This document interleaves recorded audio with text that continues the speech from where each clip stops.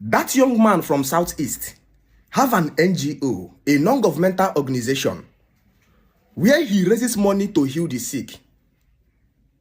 The young man have this charity organization where he helped the poor who couldn't afford their medical bills to heal their sickness.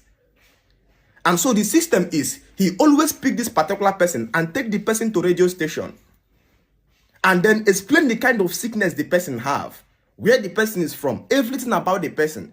And then people begin to call to support. And when they finish raising the money, he will take the person to the hospital for the operation or whatsoever it is. But the young man have a big challenge when he began. And that challenge is this. When he comes to his office, he will discover he have up to 20 to 30 women who came with different kind of sicknesses for themselves and their children. These women came with their children and says, my child have a hole in the heart. These women came with their children and says, my child was born without an opening of nyash. We need to open his nyash. These women came and says, I have a breast cancer. I'm dying. But the problem here is that you are only going to pick one among all of these women and raise money for them. Because you can't come to the radio station with 3 or 4 cases. It must only be one. So the man will say, write your names and the name of your children and your phone number. When we finish attending to this particular person, we will come back and attend to you. We will call you. And then the problem now is that when this young man carry this sick person to the radio station and finish raising money for the person, and then he comes back and begin to call the number of these women to say, it's now your turn. The women will say, my child have died. He will call another person and says, madam, what about that? We said the woman you are calling died yesterday. He will be calling all these numbers that he, write out in sequence. And before you know it, out of the 30, more than 9 or 10 have lost their children. Meanwhile, these women, when they come on this project, comes with olive oil, water that was given to them by their pastors as a means of their healing of sickness. The young man was heartbroken. How can I watch my women always every day dying under sickness? They come with their children, and before I finish raising money for one particular person, more than 60% of the other ones have died. And the young man went to the media and began to shout. He says, there is no power on earth, spiritual power, that heals sickness anywhere. The young man says, Jesus Christ doesn't heal sickness. Holy oil don't heal sickness. Holy water don't heal sickness. The only thing that heals sickness in the world is medical what solution or herbal solution being implanted by our ancestors.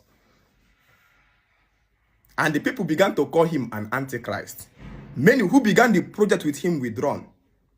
People called him evil. How dare you stand up and say that the Holy Bible and olive oil doesn't heal sickness? That young man's name is called Matthias Ezekwe Jofo. One Isha Boku man from Nsoka.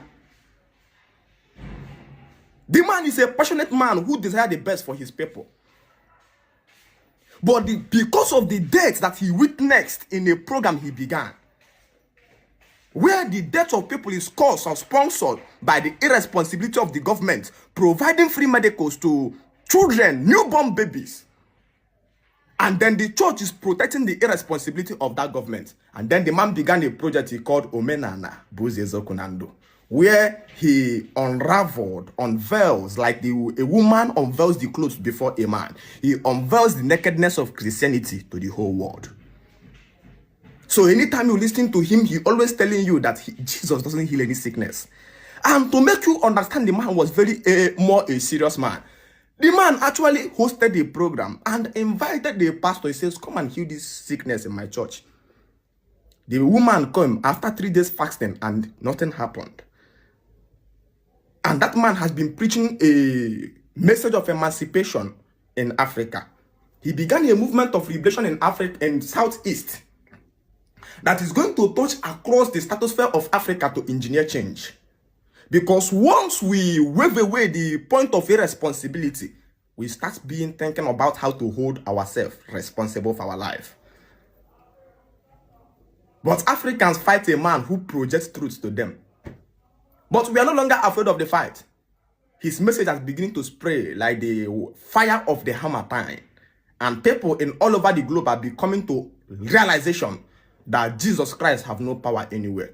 But for me, my ideology is about Jesus Christ is beyond healing sickness. I contextually, ideologically understand Jesus as a criminal that the West marshal to their colony countries as a manual of colonization. Jesus Christ is a culture of a particular Western people.